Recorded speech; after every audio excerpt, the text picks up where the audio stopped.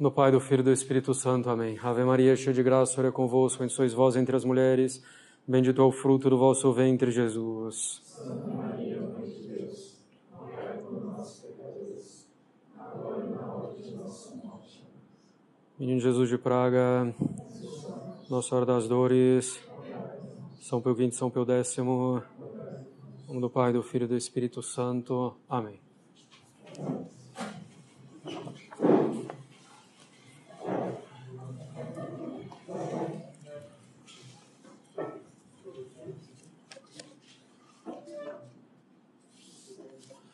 Bem, então chegamos ao 9º mandamento. Não desejar a mulher do próximo. Então, o 9º mandamento proíbe todo pensamento e desejo contrário à castidade, né? Tudo aquilo que está envolvido no 6º mandamento, não pecar contra a castidade. Nós já tratamos dos pecados internos, né? A deleitação amorosa, então, com prazer, se deleitasse num pensamento mesmo sem, deleitasse voluntariamente num pensamento mesmo sem o objetivo de passar algum ato externo. Já vimos o mau desejo, quer dizer, que aí já se tem um desejo de passar algo externo, e também a alegria pecaminosa, né? Esses pecados internos têm a mesma gravidade do pecado exteriormente cometido, né? A diferença, a gente viu que um pecado externo também termina inclinando mais a alma para esse vício, porque para fazer externamente a coisa precisa de mais veemência, né? E também o pecado externo obriga a restituição, se for o caso, né? E o interno não. Então, o 9º mandamento proíbe todo pensamento, né, e desejo impuro, com os quais pudéssemos nos comprazer deliberadamente, né? Pensando voluntariamente nisso, ou consentindo, né, nesses pensamentos ou imaginações, quando tais paixões ou pensamentos vêm à mente.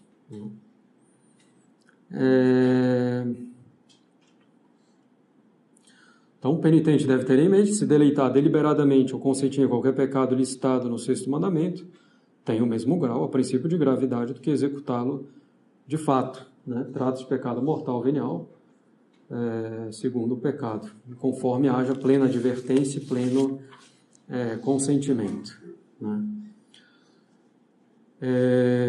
A gente já viu também, né, a diferença entre tentação e pecado, né? Entre tentação e consentimento, entre deleitação involuntária e consentimento. A gente viu tudo isso quando tratou das etapas da tentação. Então, é preciso ter em mente para não ter escrúpulo, né? Ou uma consciência confusa.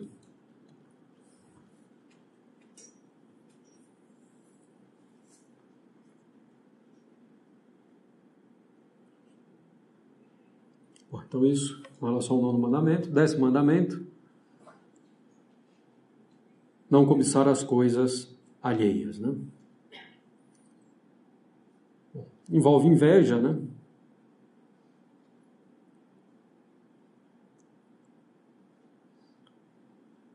A inveja propriamente dita é entristecer-se com o bem do próximo. Quer dizer que eu considero o bem do próximo um mal para mim. E eu me entristeço por causa disso.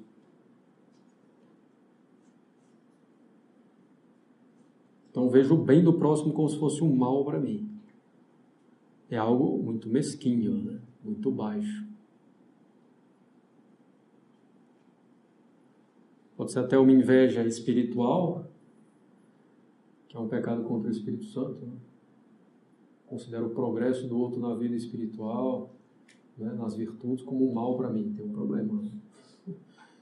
Porque se ele vai avançando na vida espiritual, é para a maior glória de Deus, justamente. Bem, essa inveja pode ser um pecado grave ou leve, né, dependendo da gravidade da coisa. Se é a inveja de um bem espiritual, realmente uma inveja, então é um pecado sério.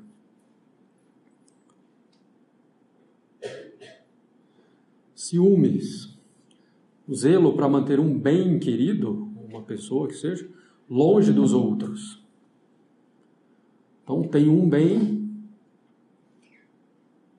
que legitimamente os outros poderiam também aproveitar, mas quero guardar só para mim. Em geral é pecado leve, pode chegar a ser grave, né? Se é prejuízo para o próximo, se começa um apego realmente mais desordenado, etc. Se por ciúmes eu não quero que uma pessoa tenha contato legítimo com outra, né? Sendo que disso poderia sair um grande bem, pode chegar até a ser pecado mais grave, né? Então, esses ciúmes, né, sem justa causa.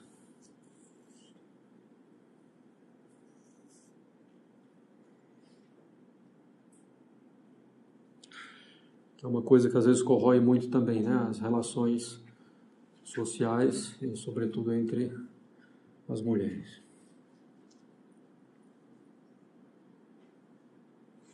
Bem, ganância ou desejo sem limites de ter bens materiais, né, com avareza. Pode ser pecado grave ou leve, dependendo, né, ao que essa ganância conduz. Né? Conduz a pecados graves, leves, a fraudes, mentiras, desonestidades, etc.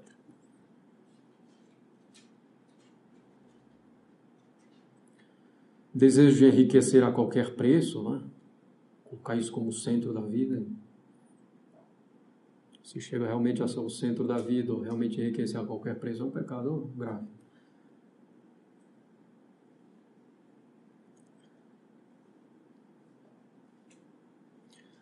Negócio ou profissões que esperam circunstâncias desfavoráveis, né, dos outros, para que assim possam lucrar pessoalmente com isso. Bom, às vezes a pessoa está em situação difícil, você pode ajudar e ainda obter algum benefício também com isso. Né? A questão é da exploração. Né? Inveja do sucesso, talentos, meios espirituais ou temporais alheios. Bom, está lá em cima na inveja.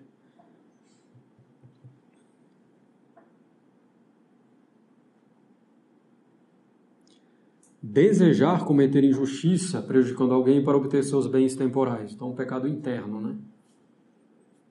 Pode ser grave ou leve. Alegrar-se, né, nos pecados contra o sétimo mandamento, né, os pecados passados, né? A gente acho que até chegou a falar, quando tratou do pecado interno, né, Gaudium Pravum, alegrar-se de modo ilícito, né, uma má alegria.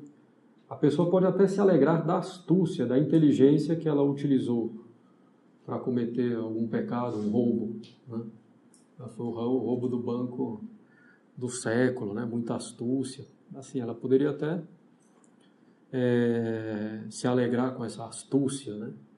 Mas não do roubo propriamente. Às vezes é difícil separar. Então não é uma coisa muito aconselhada, não. Não é prudente. Bom, e assim nós encerramos então os 10 mandamentos, né? E passamos para os mandamentos da igreja. Em geral, se enumeram 5 mandamentos da igreja, a gente vai tratar também ainda de um outro, né? Então, além dos 10 mandamentos da igreja, os 10 mandamentos da lei de Deus, os fiéis são obrigados a seguir os preceitos, os mandamentos da igreja. E a igreja, de fato, tem o poder de fazer essas leis, um poder que lhe foi dado por nosso Senhor Jesus Cristo. Tudo que ligares no céu será ligado na terra, tudo que desligares no céu será desligado no céu. Então, o poder de fazer essas leis vem de nosso Senhor Jesus Cristo, um poder que inclui tudo aquilo que é necessário para o governo da igreja, para a direção dos fiéis, a fim de que alcancem a salvação eterna. Bom, primeiro preceito: assistir à Santa Missa todos os domingos e dias santos de guarda. Isso aqui vocês têm que colocar na cabeça, né, de uma vez por todas, quais são os dias de preceito. Aqui no Brasil, né, que não são transferidos para o domingo, para não haver erro.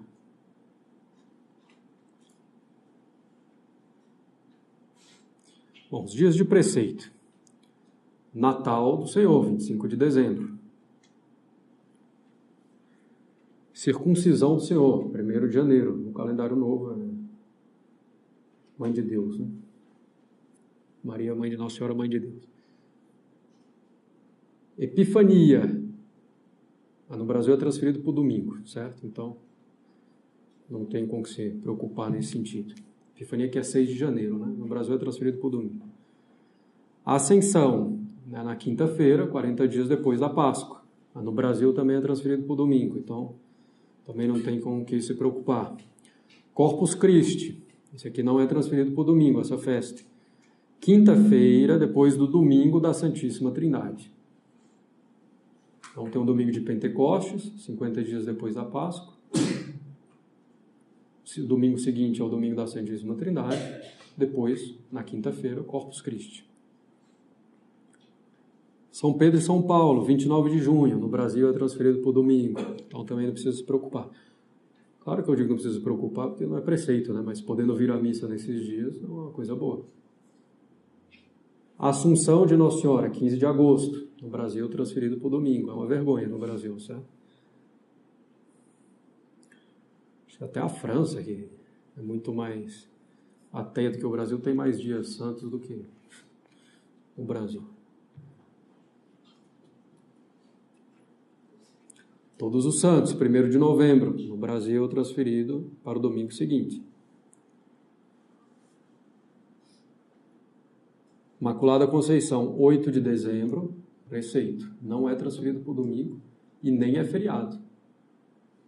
É o único dia de preceito, né? Que não é feriado no Brasil. Então, a princípio, você deve fazer todo o esforço para ver a missa. Se realmente não consegue, paciência.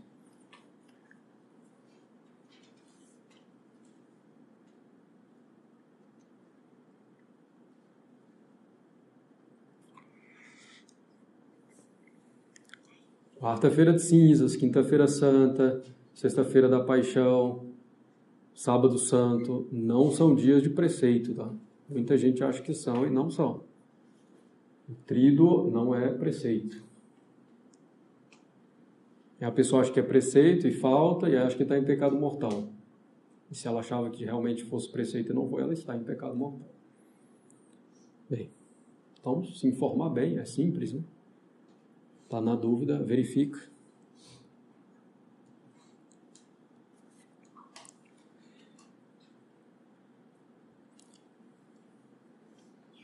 Bem, tem uns que defendem que não vamos transferir não, vamos festejar realmente no dia. Bem, no calendário tradicional se festeja no dia, por exemplo, 15 de agosto, a Assunção. Aqui, 15 de agosto, caiu na quarta-feira, nós vamos fazer a festa da Assunção normal e transfere para o domingo, né? Porque é uma coisa salutar para os fiéis, né? Porque às vezes não é feriado, etc., não conseguem vir na missa da Assunção, dessas grandes festas, e é um prejuízo. As festas da igreja não são uma mera memória, relembrar. Não, elas dão a graça própria daquele mistério. Tem uma graça própria da festa da Assunção, tem uma graça própria da festa de Todos os Santos, tem uma graça própria do Natal.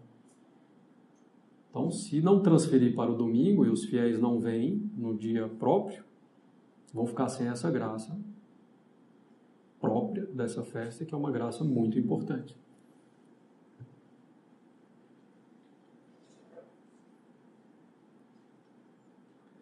É algo que tem um efeito atual, né? Comemorar essas festas na liturgia da igreja.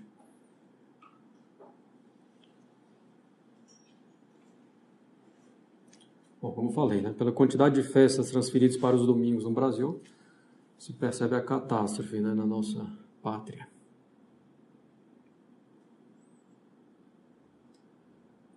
Um dos modos, inclusive, de diminuir a influência da igreja na sociedade como um todo é justamente tirando os feriados religiosos, né, e transferindo as festas para o domingo.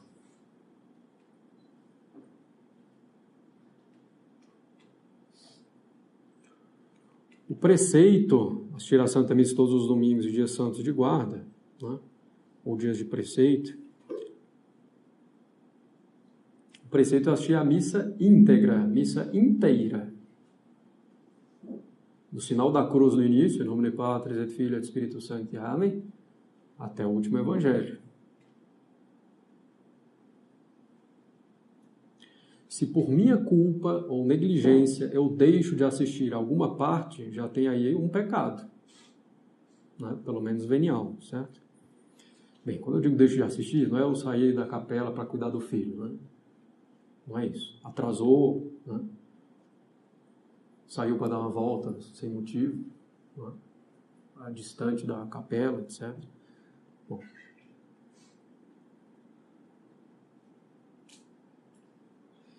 Se eu perder uma parte notável da missa em quantidade ou qualidade, tenho um pecado mortal. Por exemplo, com relação à quantidade, se eu chego já com o ofertório começado, não vou ter assistido missa no domingo, vai ser um pecado mortal. Eu tenho que assistir outra missa, pelo menos até a parte em que eu perdi, certo? Por exemplo, vi a missa aqui 8 da manhã, eu cheguei no ofertório. Então eu vou ver a missa das 10 ou das 19 e vou assistir até a hora que eu perdi, certo?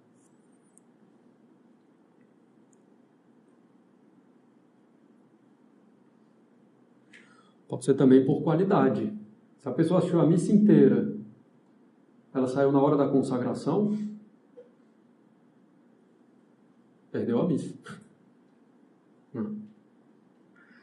E, para valer o preceito, é preciso assistir a consagração e a comunhão do padre na mesma missa.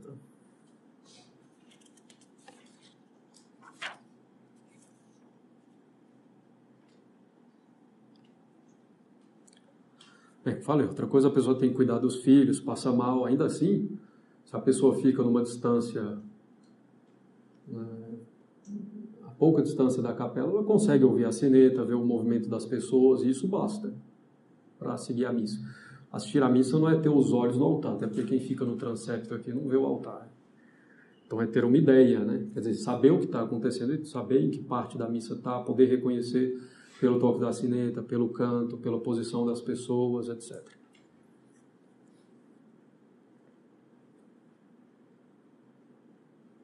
Então basta conseguir situar em que parte está, né, da missa.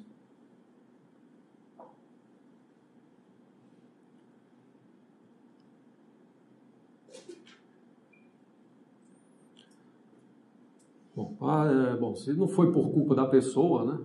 Tá vindo a missa da noite, tinha um engarrafamento, né, no domingo, monstruoso, e eu perdi a missa. Paciência, não foi culpa sua. Então fica lá no engarrafamento, rezando o terço, né? Santificando um pouco o domingo assim.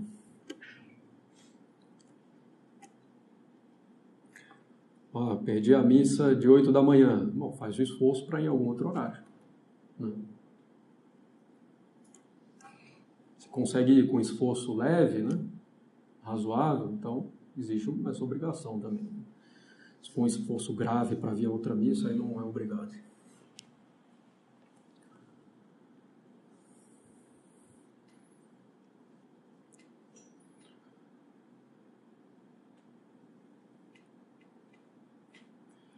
E se tem a graça de chegar um pouco antes, né, e é preciso procurar isso, chegar um pouco antes na missa para se preparar bem.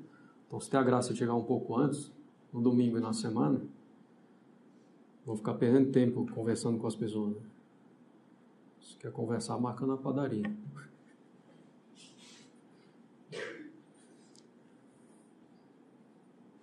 Então se prepara, reza. Bem, o preceito não é arbitrário, né? É na verdade um grande bem que nos faz a igreja ao nos obrigar a ir à missa todos os domingos e nos dias santos, né? Porque é através da missa que nos vêm todas as graças, né? Todas as graças que Nosso Senhor alcançou na cruz nos são aplicadas pela Santa Missa. Então assistir à Santa Missa nos faz um grande bem. Por isso a igreja nos obriga a isso. Além de fazer bem para nós, é um culto infinitamente agradável a Deus, né? É nosso Jesus Cristo que se oferece de maneira sacramental, incruenta, né? Sem sangue, sem sofrimento, à Santíssima Trindade. Então estamos obrigados a isso uma vez por semana, pelo menos, né? Aos domingos. É coisa tão pouca, né? Então, como ainda perder uma missa por preguiça, por negligência? Não tem cabimento. E outra coisa, né? A obrigação não é a partir da primeira comunhão. A obrigação é a partir da idade da razão, 7 anos. Então, a partir dos 7 anos, a pessoa já pode prestar o culto a Deus, né? Conscientemente, e assim deve fazê-lo. Claro que a gente recomenda que se traga desde sempre as crianças, né? Os bebezinhos, etc., ainda que isso dê trabalho, né, aos pais. O padre às vezes fica lá chato, lembrando, né, que tem que sair, dar volta com os filhos. É necessário. Então, uma coisa boa trazer as crianças, porque vão recebendo graças também. Né? Pro omnibus circumstantibus, né? Nos diz a oração no cano do Comunicantes. Né? Não, Comunicantes não. Memento. Então, recebem também as graças aqueles que estão em torno do altar, presentes na igreja.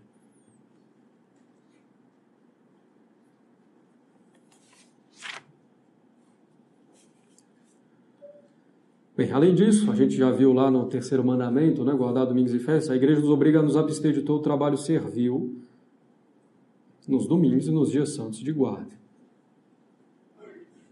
Os católicos que devem realmente trabalhar nos dias santos de guarda são obrigados a assistir à Santa Missa, né? Por exemplo, Imaculada Conceição, que não é feriado. Então, bom, você tem que trabalhar, ainda que seja um trabalho servil, né? Bom, são obrigados a assistir à Santa Missa, a não ser que sejam excusados por uma causa proporcionalmente grave. Né?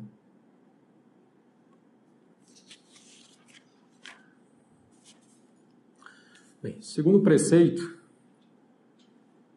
fazer penitência conforme manda a igreja. Jejuar e abster-se de carne, né, nos dias prescritos.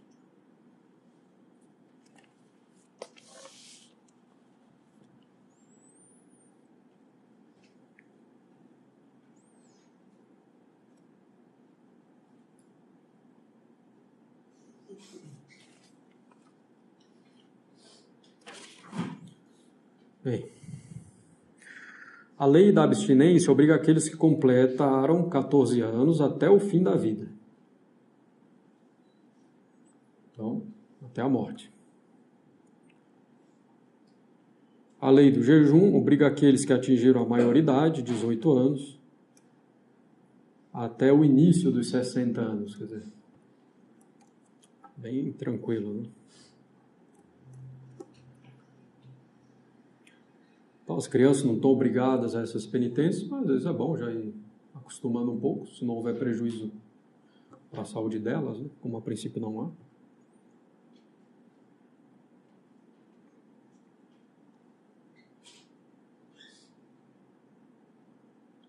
Bem, jejuar significa, bom, de um modo bem genérico, comer menos comida do que normalmente se come, né?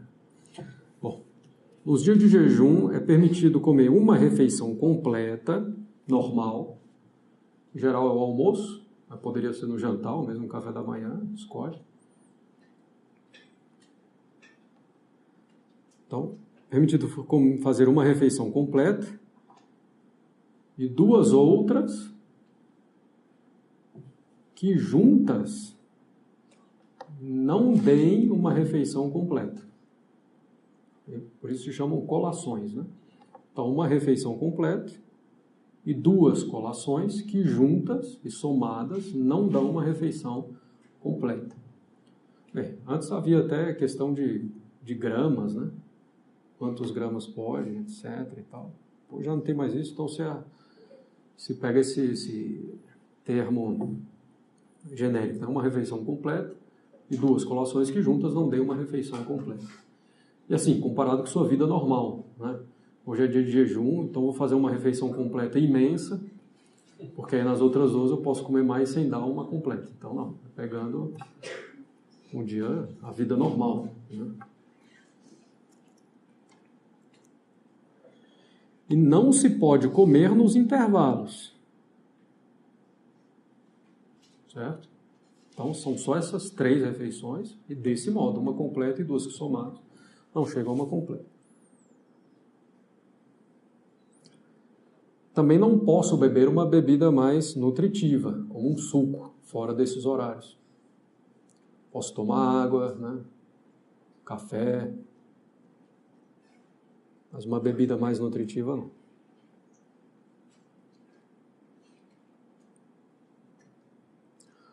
Os dias de jejum obrigatórios, né, na lei atual, são só 2.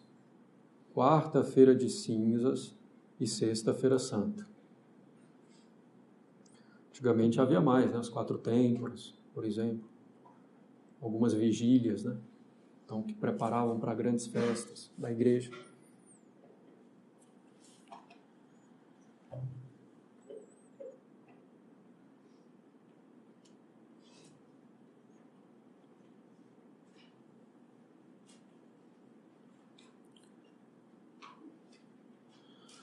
Bem, nos dias de abstinência é proibido comer carne, né?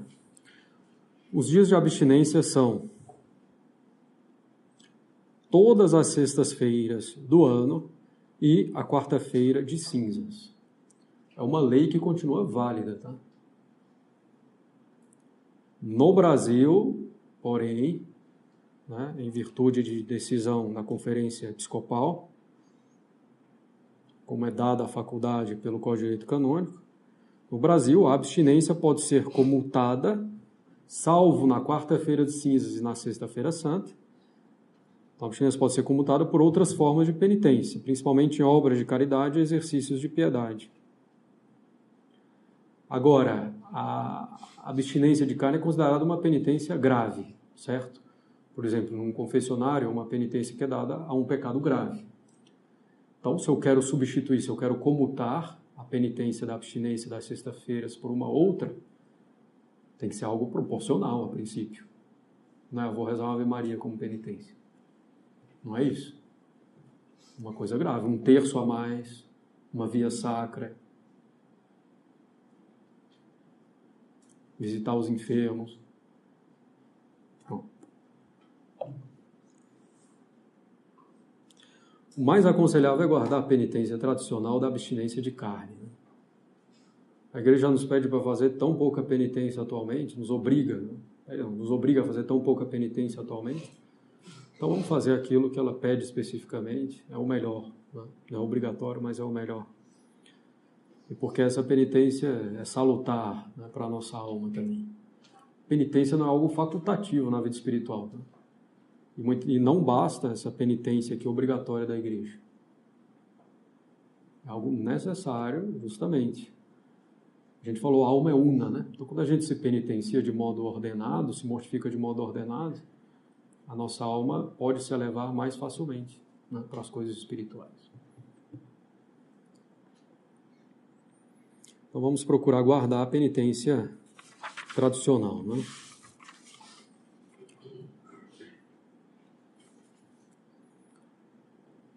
Bem, então, todas as sextas-feiras do ano são dia de penitência, salvo, diz o Código de Direito Canônico, né, quando é uma solenidade. No rito tradicional equivale a uma festa de primeira classe. O Sagrado Coração de Jesus caiu na sexta-feira, São Pedro e São Paulo. A oitava da Páscoa, sexta-feira da oitava da Páscoa também não faz abstinência. Na regra anterior, um pouco mais dura, né? Além de ser uma festa de primeira classe, tinha que ser também preceito. Quer dizer que o Sagrado Coração não é preceito, então se fazia penitência. Atualmente não, basta ser solenidade, uma festa de primeira classe no rito romano tradicional para cair a abstinência. A princípio, né, sempre se considerou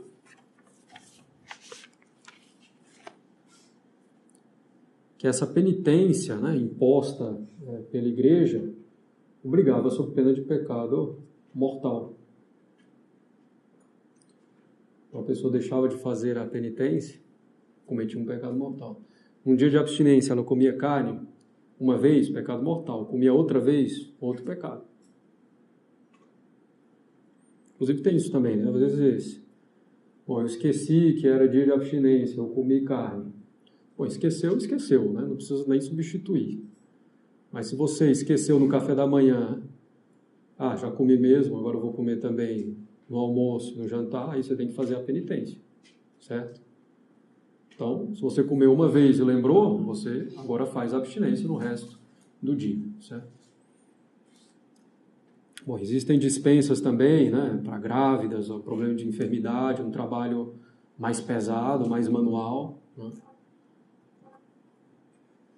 Uma viagem também mais pesada. Bem. Então, são alguns motivos de dispensa, ou então do pároco, né, do bispo, podem dispensar. Então, como eu dizia, a princípio, essas penitências da igreja obrigam sob pena de pecado mortal, né? Atualmente, porém, se considera que a abstinência, se deixa de fazer um dia, 2, não chega a pecado mortal. Mas se a pessoa vai 3, 4, etc., já é um pecado grave, né?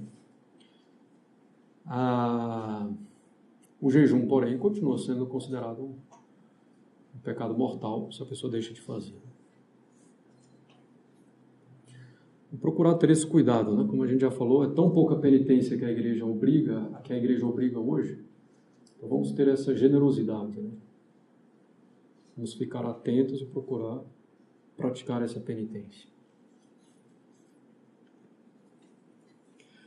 Tecnicamente, se considera carne para abstinência aquela que procede de animais que vivem na terra, que respiram e têm sangue quente.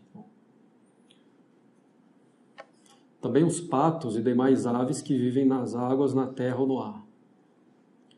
O extrato de carne, o sangue, o caldo feito com os ossos, a princípio também são proibidos em dia de abstinência. Caldo quinó, que tem só cheiro de carne,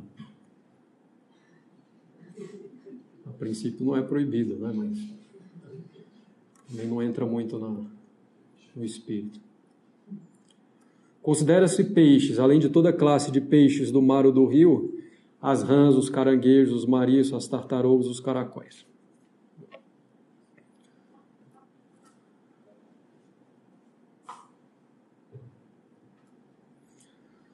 Bem, terceiro mandamento. Confissão, ao menos uma vez por ano. A igreja nos exorta, né, para que nos confessemos frequentemente, várias vezes ao ano, mas nos obriga a fazê-lo somente uma vez por ano, em qualquer época do ano, que não pode acontecer passar de 12 meses. A igreja obriga a isso, para que ninguém comece a presumir da misericórdia de Deus, né? Vou me salvar de qualquer jeito, não preciso nem me confessar. Também para evitar o desespero, né? Para levar as pessoas a terem confiança na misericórdia divina. Os pais devem preparar seus filhos para a confissão, tão logo a criança aprenda a distinguir o certo e o errado, quer dizer, em torno de 7 anos, né? A obrigação de confessar uma vez por ano obriga, sob pena de pecado mortal, aqueles que cometeram um pecado mortal e não se confessaram durante esse período de um ano. Se a pessoa tem só pecado venial, ela não está obrigada, sob pena de pecado mortal, a confessar uma vez por ano.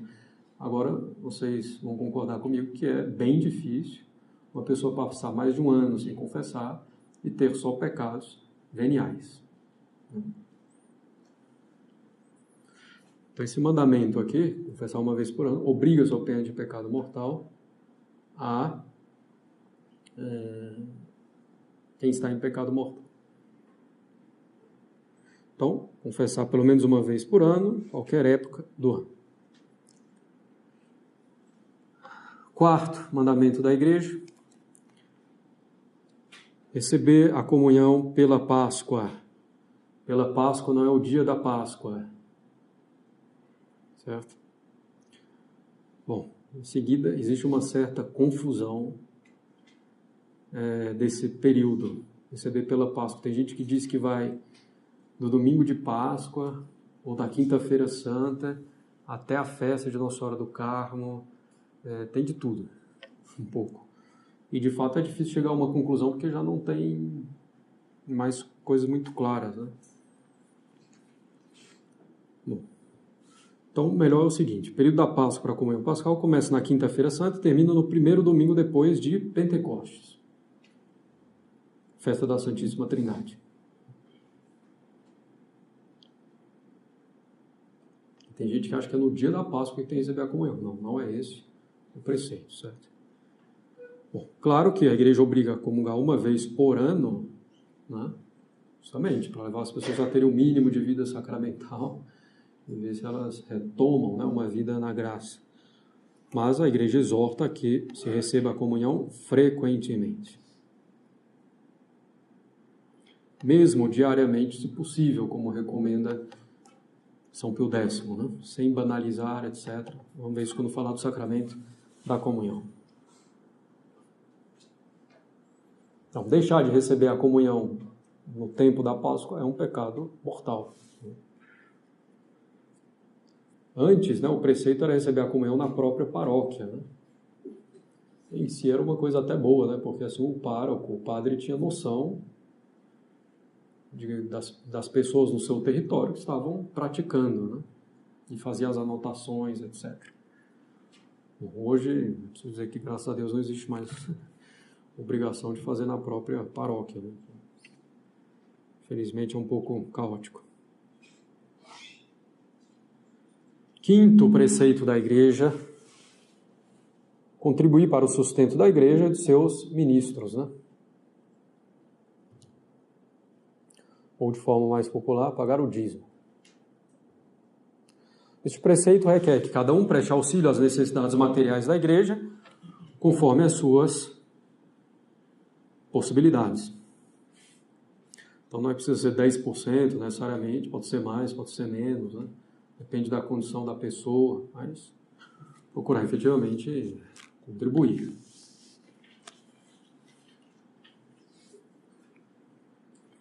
Bom, hoje a gente vê em muitos ambientes, né, o dízimo colocado praticamente como o 8º mandamento, né? É uma coisa um pouco constrangedora, né? Você entra na igreja, o primeiro cartaz, pague o dízimo. Né? Pastoral do dízimo, etc. Seja dizimista, e tem a lista dos dizimistas, que é lida mensalmente, que é publicada no jornal da paróquia, etc. Claro, é uma obrigação, é um mandamento da igreja, mas cada um nas suas possibilidades, né? E uma coisa discreta.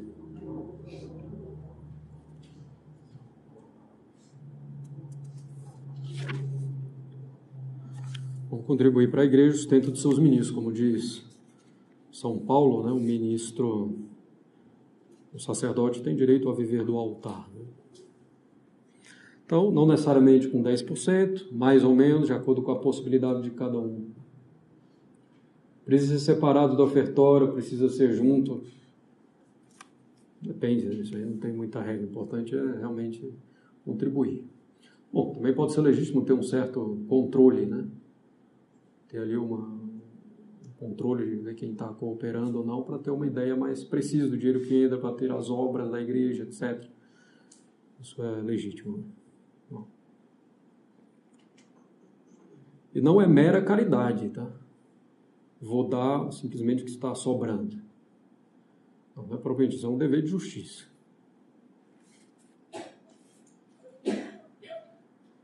Como a gente falou, o sacerdote tem direito de viver do altar. Como é que ele vive do altar? A princípio com a ajuda dos fiéis, né? Bem, em alguns lugares se fala de um outro preceito ainda da igreja, que observar as leis da igreja no que diz respeito à celebração do casamento, né?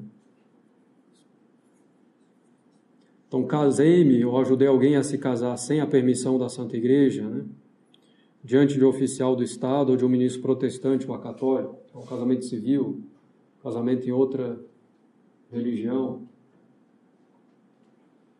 Casei sem a dispensa necessária, né? Em algum caso de um casamento entre católico e não católico, por exemplo, ou algum grau de parentesco que caiba dispensa. Separou-se sem justa causa. Existem causas legítimas, graves, né, para a separação de corpos. Vamos ver lá no matrimônio. Separou-se, juntou-se com outra pessoa em segunda união.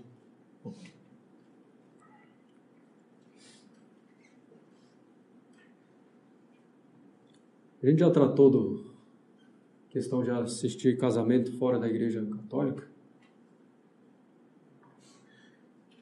Bem, só lembrando algumas coisas aqui. Posso ir ou não posso ir? Casamento protestante, etc. A princípio, só se pode ir em um casamento válido. Quer dizer, que um casamento que existe diante de Deus. Uma pessoa que foi batizada católica só casa validamente na Igreja Católica, tá? Esse é o direito atual, que Bento XVI recuperou o direito clássico da Igreja. Então, se um católico foi batizado na Igreja Católica, aos 5 anos se tornou protestante e vai casar lá na seita protestante, esse casamento é inválido. A princípio, eu não posso ir. Um católico vai casar somente no civil, inválido.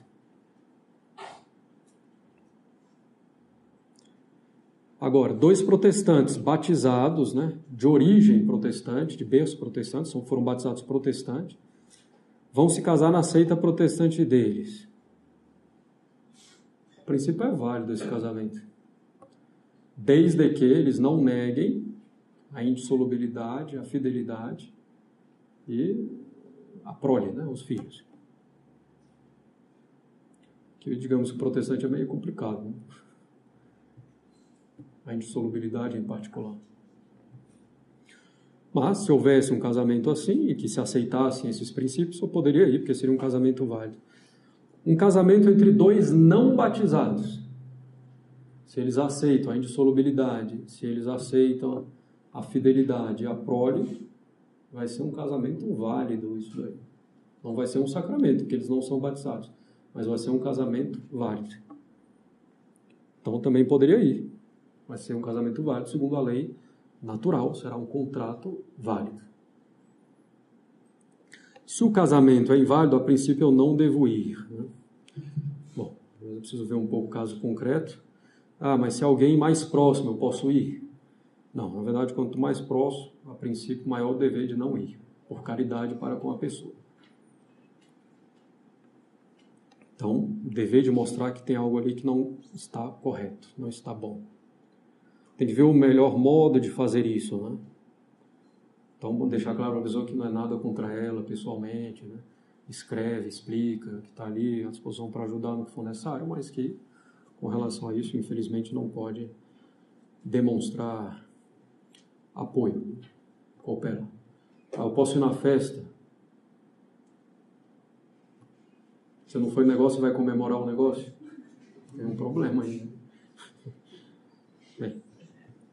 Num caso concreto, numa dificuldade maior, consulte um padre de boa consciência que vai poder aconselhar devidamente, né? Então, a princípio, só se vai a um casamento válido, né? Bem, alguma dúvida, questão com relação a esses 2 últimos mandamentos da lei de Deus, aos mandamentos da igreja? Diga. Em relação ao 5º preceito, a minha obrigação com a igreja pode ser de forma genérica, como qualquer. Por exemplo, paróquia, eu tenho obrigação com a paróquia do qual minha paróquia faz parte. Não, então, a princípio, seria com a própria paróquia, né? Hoje, porém, já não existe o dever de frequentar a própria paróquia. Então, em geral, se contribui onde se frequenta. É o mais razoável. Inclusive, causa um certo problema, né, essas iniciativas, digamos assim, difusas pelo Brasil, de televisão, ou grupos que ficam espalhando muito panfleto e mandam imagens de graça, mas pedindo contribuição, né? Porque justamente a pessoa vai dando para esses grupos aí e não dá para a própria paróquia, para a própria diocese. Então, a princípio, você contribui, ajuda no sustento de quem contribui para o seu sustento espiritual. Então, onde se frequenta. Diga. Sobre as missas de sábado, depois das 6 horas, cumpre o preceito? Cumpre, né? Porque está na lei eclesiástica e a igreja, creio que tem essa jurisdição, né? Também não é uma coisa assim, claro que termina causando vários prejuízos na prática, né? Não nos parece uma lei muito prudente, porque assim, né? Liturgicamente, o domingo começa com o ofício de vésperas no sábado, que é no final da tarde. Então, existe um certo fundamento litúrgico, certo? Mas, assim, na prática é complicado. Até porque, até 1940, na verdade, na década de 40, né, não existia missa de tarde. Só existia missa de manhã. Foi Pio XII que colocou a missa de tarde, né, porque tinha os operários, etc., mudou, né, um pouco o sistema de trabalho, etc., para possibilitar que as pessoas fossem à missa de tarde, aquelas que não conseguiam ir mais de manhã. Com isso se mudou também o jejum, porque o jejum eucarístico era a partir da meia-noite, e Pio XII colocou de 3 horas, porque você não vai ficar de meia-noite até 5 da tarde, 6 da tarde sem comer. Colocou 3 horas, depois Paulo VI colocou 1 hora, que é a lei eclesiástica, basta isso. Mas assim, que é praticamente nada, né? Então, antes não existia, né, a missa vespertina de tarde, só tinha missa de manhã, devia ser uma maravilha. E que de fato a missa de manhã é muito mais católico. E então, assim, é válido. Não tem o que contestar. Claro que é muito mais recomendado, né, ir à missa domingo, que de fato é o dia do Senhor, né, o dia da ressurreição. Mais alguma questão? Bem, então fazemos mais essa breve pausa e já vamos começar os sacramentos. A gente está caminhando bem aí. Acho que vai dar para fazer várias coisas extras aí no final, e coisas interessantes e bem úteis e necessárias.